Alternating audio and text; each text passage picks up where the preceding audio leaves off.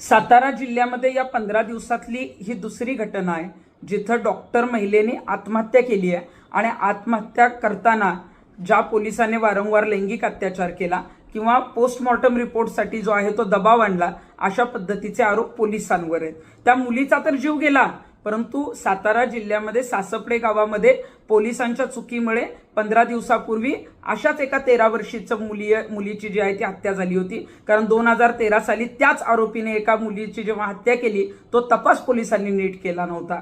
या ज्या फलटणला जी घटना घडली आहे ती खरं तर थांबवता आली असती, पोलिसांनी जर वेळीच दखल घेतली असती तर निश्चितच या मुलीने आत्महत्येचं पाऊल उचललं नसतं। परंतु गृहमंत्री साहेब, इथं कुंपणच शेत खातंय। आपण दिवाळीमध्ये लाडक्या बहिणीचा योजनेचा हप्ता कदाचित दिला असेल, परंतु लाडकी बहीण कायमस्वरूपी सुरक्षित राहिली पाहिजे यासाठी आपण काय करताय?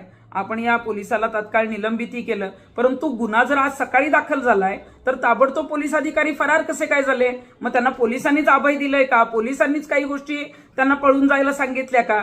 या आरोपींना ताबडतोब अटक तर झालीच पाहिजे, पण ताबडतोब शिक्षाही होणं गरजेचं आहे। कारण ताबडतोब आपल्या इथं शिक्षा होत नाहीत म्हणून वारंवार अशा घटना घडतायत आणि त्याच्यामध्ये आमच्या ज्या महाराष्ट्रातल्या लेकी आहेत त्या बळी पडतायत। मग कुणाची हत्या होतीये तर कुणी जे आहे ते आत्महत्या करतंय।